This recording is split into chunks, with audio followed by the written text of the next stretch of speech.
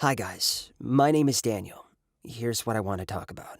My dad went missing for almost a year, and I feel guilty about it. I'll start from the very beginning. My dad was the most positive person on earth. For as long as I can remember, he was always glowing with happiness. But everything changed after one incident about a year ago. He didn't come home from work one night. At first, my mom and I thought that everything was okay, but he still hadn't shown up at 9 o'clock that evening.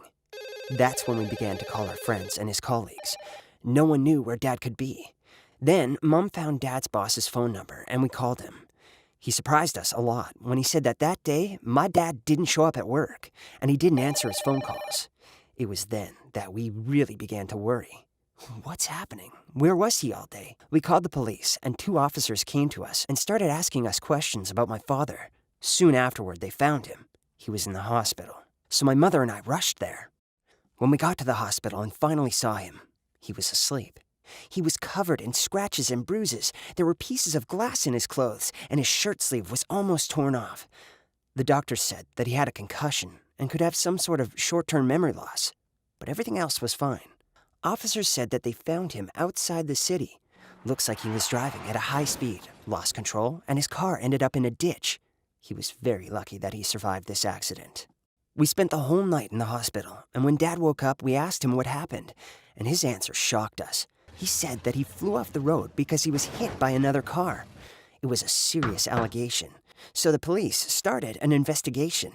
They came to our house a few times and asked a lot of questions. About a month later, they sent us a letter with their expert's conclusion. According to this letter, the car didn't have any traces of paint from another vehicle. To put it simply, no one had rammed my father's car. Dad was angry. He complained about the police inaction and insisted that he was telling the truth. But my mom was upset. She believed the police and thought that my dad was lying and hiding something. Besides, where was he all day? Why didn't he go to work? To these questions, he replied that he just didn't remember. So my parents sometimes fought about it. And I didn't know who was right. But I knew that Dad was acting weird. He always covered the windows with curtains. His phone was often turned off. It seemed like he was afraid of something, but he wouldn't say what. In general, the atmosphere in the house was strange. But then something happened that really scared me. I was home after school doing my homework when I heard the front door slam loudly. I went down and saw my father. He looked scared.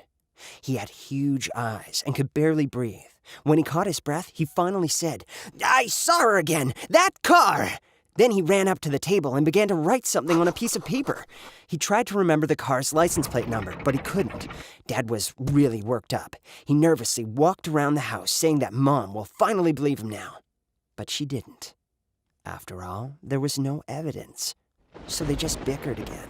And I can understand Mom. Her husband is acting strange, obviously hiding something. Of course she didn't believe his words. Since then, Dad has spent a lot of time on the computer. He was Googling something, printing some articles. In the garage, he hung up a board where he attached various photos and documents. He even installed security cameras around the house. Apparently, he was determined to prove to me and my mom that he was right. It looked more like paranoia. But this is my dad. He always goes all out. And so we lived like this for 2 months. In the evenings, Dad sat in the garage and watched the video from the cameras. I kept hoping Dad would admit that he was wrong or finally tell us why he didn't go to work that day. But once, at dinner, or rather, when I was having dinner with my mom and Dad was sitting in the garage, we heard him shouting, "Bingo! I've found it! Ho, ho, ho!" He came into the kitchen with a piece of paper in his hand. He said that the car that hit him got caught on camera, and now he has her license plate number. A couple of calls to his friends at the police station, and the case will be solved. But it only provoked another fight, and this time my father was just on edge. I tried to say that he was wrong. So much confusion. Why was that car driving by our house? How did he know it was the right car? What friends at the police station? But he shouted, "Once he finds out, Mom and I are going to apologize." And left. We heard the car start, and he just left. My mother was very upset. She said that Dad's stubbornness and lies were ruining their relationship, and she was sick of it. But I was more worried about my dad. It's late. Where did he go? I had this feeling that something bad was going to happen, and I was right. He didn't return that night. I told my mom to call the police in case he had an accident again, but my mother was so mad at my dad that she wouldn't listen. He was still gone in the morning, so I called the police myself. For several weeks, we talked every day with the officers, looking for him in our city and in the neighboring towns, and we got no results. My father was eventually reported missing. I can't tell you how I felt then. The loved one who filled my life with laughter and positivity just disappeared. I lost my hope and thought he was dead. I grieved deeply for him. Almost a year later, we got a call. Mom picked up the phone, and then her face changed immediately. Our father was found in another state, in a hospital. We immediately went to him. I could barely recognize my dad. He looked almost like a homeless man. Dirty hair and beard, shabby clothes. As it turned out, he had a mental disorder that was progressing.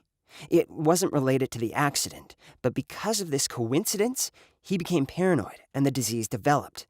Dad remembered us, and he knew where his house was, but he was sure he had to find the people who pushed him off the road a year ago.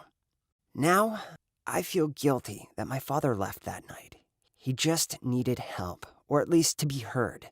After all, everything indicated that he was not healthy mentally, but Mom and I just didn't listen to him, and we thought he was lying. Yes, we're both to blame.